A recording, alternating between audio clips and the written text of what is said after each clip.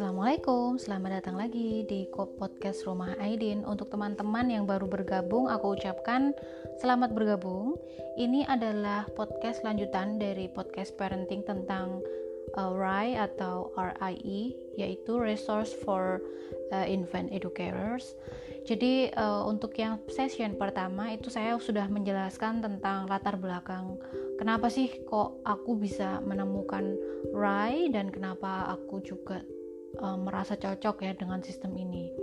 Dan seperti yang aku bahas minggu kemarin, itu minggu ini aku mau ngejelasin tentang kelebihan dan kekurangan RIE. Karena sebelum kita menerapkan sesuatu itu, kita sebaiknya tuh melihat secara lebih komprehensif ya, kan nggak ada satu metode itu yang sempurna gitu. Dan juga aku juga memahami kondisi teman-teman itu kan berbeda ya. Ada yang teman-teman mungkin memiliki orang tua yang tinggal di rumah, jadi bersama mertua atau bersama orang tua, sehingga gaya parenting yang mau kita lakukan di rumah itu nggak sepenuhnya bisa lebih bebas ya, atau terserah kita gitu. Jadi aku mau ngejelasin beberapa kelebihan dan kekurangan RIE.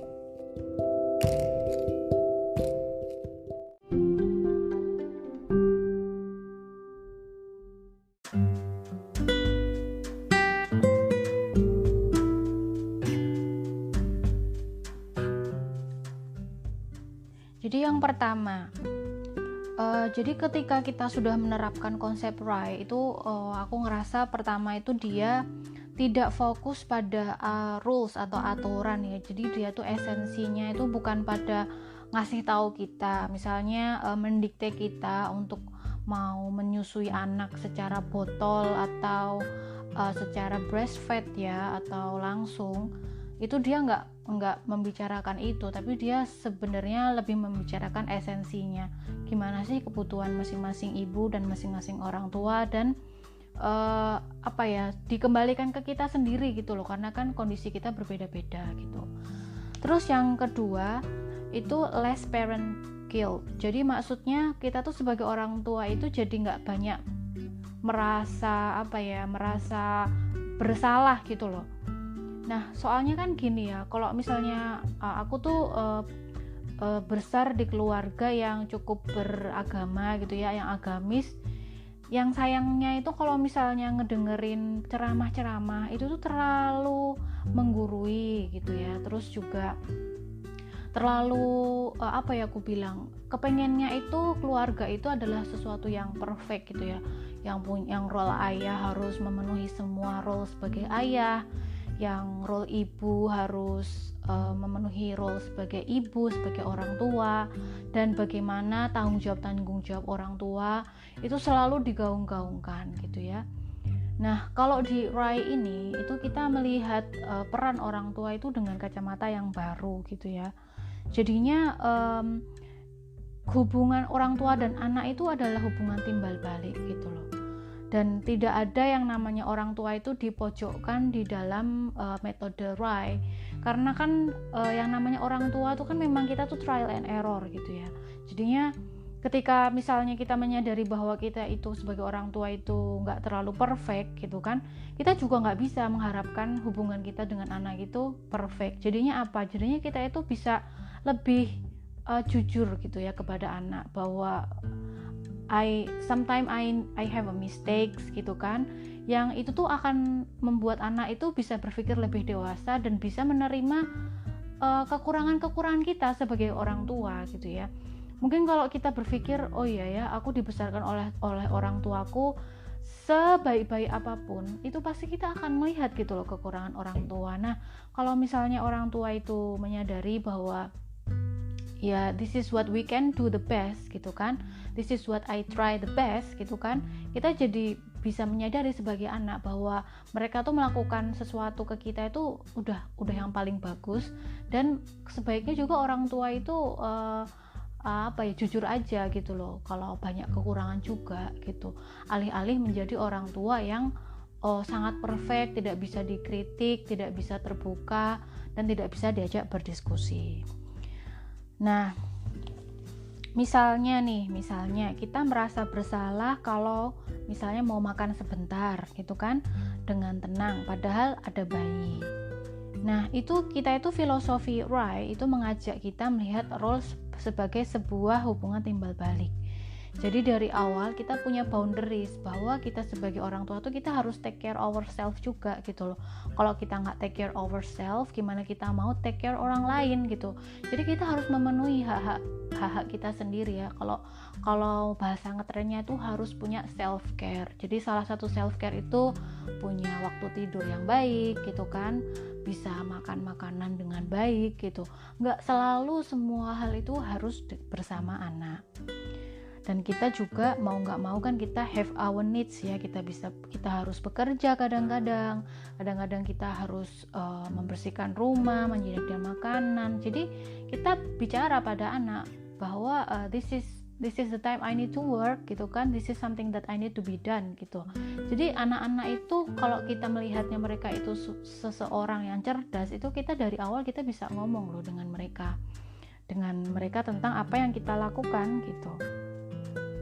Jadi life skill itu contohnya misalnya kita udah kayak sepaneng banget gitu kan, terus kayaknya kita butuh sendiri deh gitu kan, butuh alone time. Itu bisa ditranslate sebagai misalnya kayak kita mau mandi gitu kan. Nah, itu kita pengen mandi itu bisa tenang gitu kan. Ketika kita mandi, ketika kita bisa menikmati time itu kita akan menjadi lebih segar dan itu bisa memberikan yang lebih baik lagi kepada anak kan, emosi bisa teratur dan sebagainya. Nah, terus juga kelebihan yang ketiga itu kita bisa mengajak anak lebih mengenali emosinya sedari dini. Karena kita juga kan mengajarkan bahwa ini mama lagi capek misalnya, berarti manusia itu capek dan itu it's okay gitu kan. And then mereka bisa melihat kalau kita capek kita ngapain kayak gitu kan. Mereka akan mencontoh gitu loh. Kalau kita sebagai orang tua yang positif, misalnya ketika kita lagi suntuk, lagi capek, bisa berzikir, bisa mungkin menyanyi kalau ada yang suka menyanyi, bisa mendengarkan podcast motivasi, atau misalnya yang hiburan-hiburan yang itu membuat kita menjadi lebih rileks gitu. Itu anak itu akan mencontoh gitu kan. Dan orang tua itu kita nggak merasa kita harus membuat perasaan mereka itu happy terus gitu kan.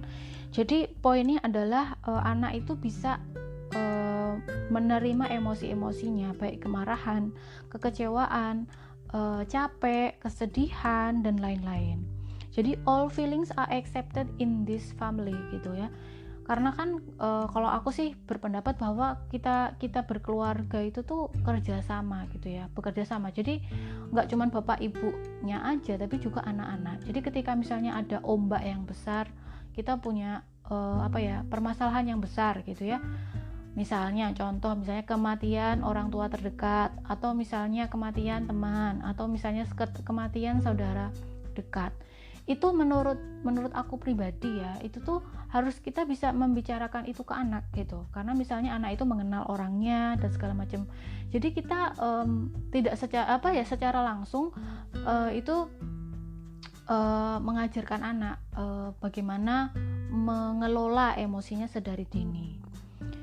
Nah, kalau misalnya contoh nih kan kemarin kita ngebahas tentang anak-anak yang terlalu banyak stimulus gitu ya.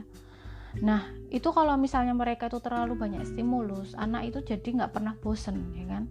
Kalau anak itu nggak pernah bosen, gimana coba? Ya, dia akan mencari orang lain supaya bisa entertain dia gitu.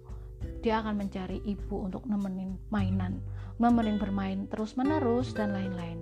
Tapi kalau kita itu mainannya itu simple, mainan itu harus mainan-mainan yang open-ended atau mainan-mainan yang active toys gitu ya, yang mainan yang membuat anak lebih aktif.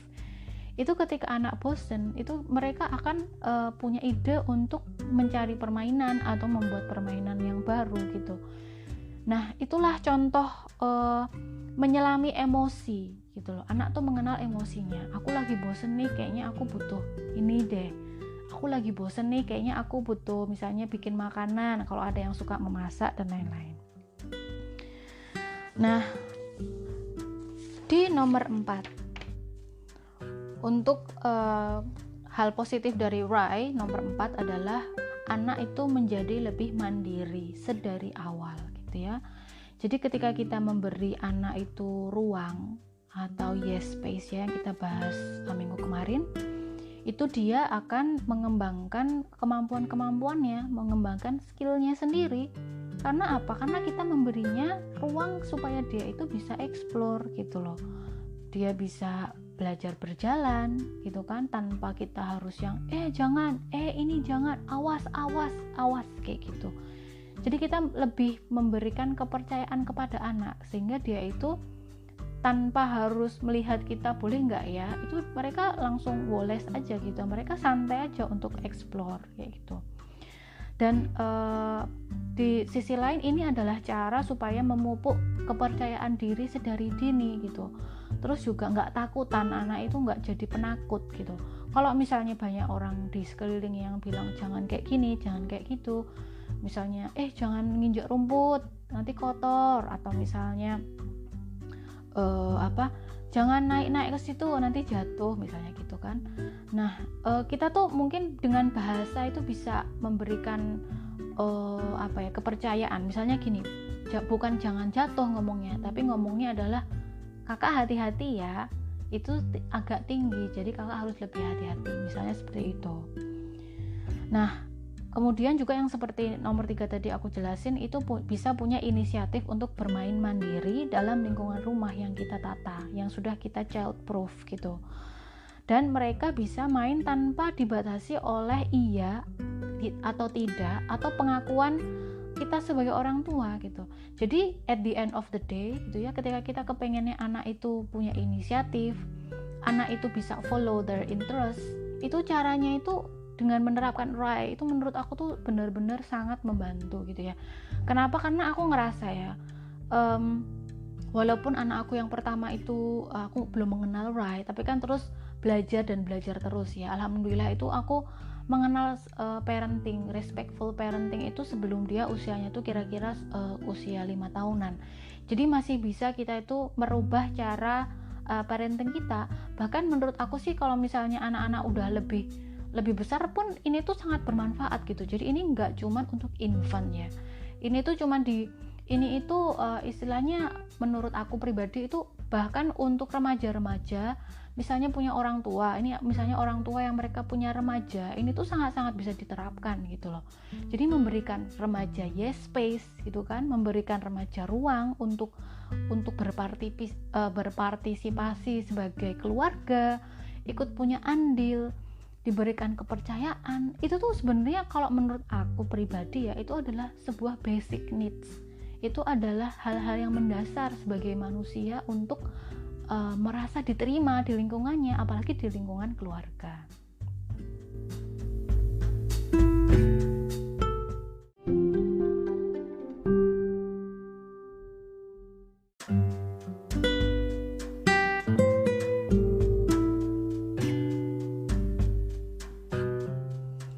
Nah, untuk mereka yang baru mengenal RAI gitu ya, itu ada beberapa sisi negatif yang aku note lah ya, yang kita mungkin harus pertimbangkan lah sebelum misalnya mau menerapkan RAI. Yang pertama, kalau misalnya kita itu baru mau transisi ya, misalnya itu baby masih baru ya, atau masih toddler banget gitu, di bawah 3 tahun misalnya balita. Ketika kita mau bertransisi menjadi orang tua yang menerapkan RAI, itu transisinya lumayan rumit karena kan seperti yang kita jelaskan last week gitu ya, salah satu metode RAI itu diterapkannya adalah let the baby cry, atau menerima, salah satunya menerima emosi mereka, termasuk ketika mereka itu menangis. Nah, kalau misalnya lingkungan kita di rumah itu tidak terlalu accept ya, atau tidak bisa menerima anak itu menangis, nah itu sangat challenging gitu. Kalau aku pribadi itu pernah kejadian ya, anak aku kan aku bebaskan gitu ya, menangis, terus pagi-paginya ada tetangga yang ngomong, tadi malam siapa ya yang nangisnya keras banget. Nah contohnya kayak gitu. Jadi kita sebagai orang tua itu kalau misalnya kita sudah punya alasan tapi kita menerapkannya agak susah, misalnya mertua kurang bisa memahami dan lain-lain, nah itu adalah salah satu yang harus dikompromikan gitu. Yang kedua, misalnya teman-teman termasuk orang tua yang 100% otoriter. Nah, otoriter ini maksud aku suka menyuruh-nyuruh anak harus kayak gini. Jadi mendikte ya. Kalau orang itu istilahnya helikopter parenting gitu ya. Itu tuh akan susah karena pertama merasa role sebagai orang tua itu berkurang. Kan tadinya semuanya anak itu kita ladenin ya. Jadi semuanya diladenin sama kita. Tapi ketika kita menerapkan RAI itu kita melihat role orang tua itu sudah beda banget gitu loh. Jadi bukan yang memberi terus, tapi kita itu hubungan timbal balik. Jadi I do as an observer, as a parents, tapi juga bukan sebagai dalam tanda kutip itu seksi ribet gitu loh, yang semuanya harus kita. Nah itu akan sangat challenging ketika kita tuh merasa harus semuanya itu kita gitu loh. Mungkin orang tua yang perfeksionis juga ya, itu akan merasa challenging gitu. Karena ketika itu kita sebagai observer ya, itu tuh merasa pandangan kita itu ortu nggak harus nemenin terus menerus ketika anak itu bermain gitu, tapi kita lebih ke observe gitu ya, melihat gitu apa sih yang sedang dia lakukan, apa sih interest dia gitu kan, sebenarnya apa sih skill yang dia lagi mau capai. Misalnya anak itu kok lagi guling-guling, oh dia mungkin mau membalik gitu kan, itu kita tuh harus observe, kita bukannya membantu dia membalikkan badan. Nah itu salah satu contohnya. Atau misalnya anak itu kayaknya dia lagi mau belajar mau belajar jalan, jadi titah jatuh. Kalau orang yang merasanya aktif itu mungkin dia akan membeli boncer atau dia akan memberi walker ya, baby walker gitu kan, anggapannya supaya anak itu nggak jatuh. Tapi ketika kita sebagai observer itu kita melihat aja, kita memastikan bahwa tempat yang anak itu mau belajar jalan itu kalau dia jatuh itu aman gitu loh. Jadi dia pasti akan jatuh, tapi bagaimana kita itu membuat aman tempat jatuhnya. Nah, itu hal yang berbeda gitu loh, yang aku pikirkan itu adalah dua hal yang berbeda. Jadi misalnya anak mau titah, kita malah ngangkat dua tangannya kayak ditarik, terus anak itu titah dengan bantuan tangan kita. Nah, itu tuh salah satu hal yang sangat common di Indonesia yang aku lihat. Nah, ini tuh susah sekali. Kalau itu sudah membudaya gitu kan, misalnya sudah menjadi kebiasaan, nah itu sangat susah untuk kita break ya cara seperti itu, kecuali kita memang tahu pengetahuannya kayak gitu.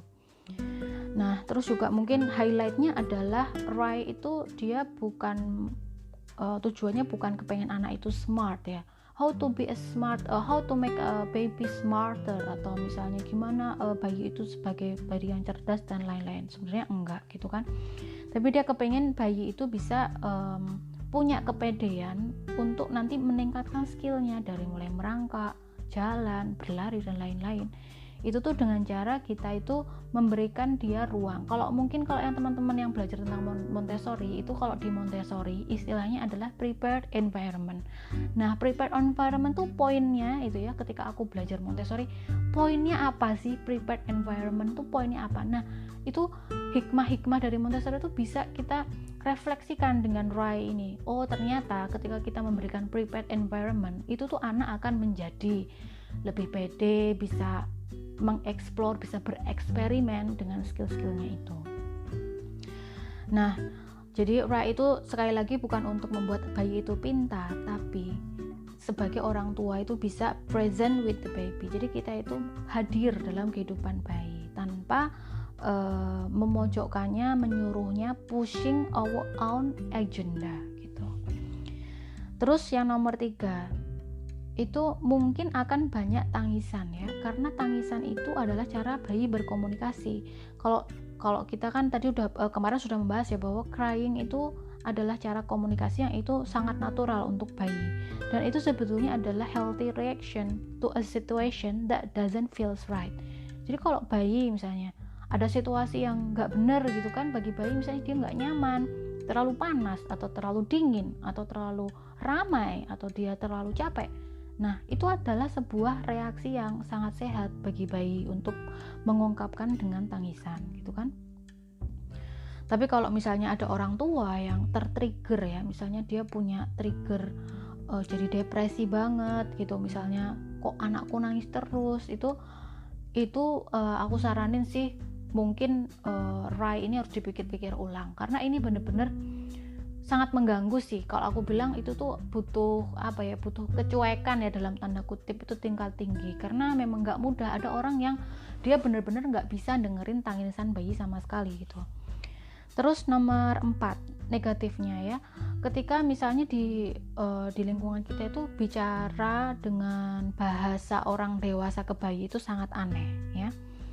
Itu misalnya bayi diajak ngobrolnya kayak baby banget gitu ya, nggak terlalu jelas ngomongnya, cedal, kita berusaha cedal karena bayi cedal dan lain-lain. Nah itu akan menjadi trik tersendiri ketika semua orang di sekeliling kita seperti itu gitu. Kita adalah seseorang satu-satunya yang ngomong dengan bayi secara real. Nah itu yang sangat susah gitu. Nah dari 4 hal yang negatif dari Rai ini, kalau aku pribadi ya memang ada hal-hal yang kita mungkin nggak sepakat gitu ya, tapi mungkin ada juga hal positif yang kita mungkin bisa ambil gitu. Kita nggak mau yang anak itu bebas banget gitu kan, yang selalu dibebaskan sampai anak itu berbahaya, bukan kayak gitu. Tapi mungkin yang aku bisa ambil positif dari hubungan Rai ini adalah kalau misalnya aku dengan anak-anakku adalah kita tuh sebagai orang tua dan anak itu kita punya hubungan tuh yang jujur gitu loh. Ketika aku misalnya lagi capek banget, memang lagi banyak pekerjaan, banyak beban dan lain-lain, itu aku bisa meminta tolong sama anakku untuk boleh nggak mama tidur sebentar gitu loh. Mama lagi capek ini, nanti kalau misalnya mama udah tidur, udah fresh lagi, I will come back to you gitu kan. Kamu mau bacain buku cerita atau mau cerita apa aja boleh gitu. I will be there, I will be present after I have a break gitu loh. Dan menurut aku itu tuh sebuah hal yang sangat healthy ya untuk mental health kita sebagai ibu dan juga mental health anak kita gitu. Karena kita mau nggak mau kan mengajarkan pada anak kita nanti kalau dia besar, nanti kalau dia punya relation gitu ya, itu kalau bisa mereka punya healthy relationship yang kayak gitu. Jadi ini adalah suatu pelajaran yang mungkin paling berharga yang bisa aku dapatkan dari Rai. Semoga teman-teman yang mendengarkan memiliki sedikit perspektif baru ya sebagai orang tua atau yang calon orang tua yang mungkin mendengarkan gitu ya, untuk doing your best gitu kan, dengan banyak mendengarkan seperti apa sih parenting dari berbagai orang gitu. Yang aku bilang tadi di pertama bahwa this is not the best thing gitu kan. Kalau misalnya yang muslim dia bisa refer ke yang lain, misalnya kayak tarbiyatul aulad atau misalnya tentang pendidikan fitrah based education atau wherever it is, yang itu tuh sangat interesting buat teman-teman semua. Silahkan dipelajari gitu dan pilihlah apa yang sesuai dengan kondisi teman-teman gitu kan, sesuai dengan angan-angan teman-teman. Kira-kira keluarga teman-teman mau diapain sih, keluarga para bunda dan para ayah itu mau seperti apain sih. Nah dengan cara kita banyak belajar gitu ya, banyak belajar teori-teori parenting, terus juga banyak menggali sebenarnya ini tuh poinnya apa gitu, sebenarnya hikmahnya apa sih. Nah itu membuat kita lebih punya banyak referensi. Segitu saja dari saya. Semoga teman-teman mau bergabung lagi untuk mendengarkan podcast selanjutnya. Terima kasih banyak. Assalamualaikum.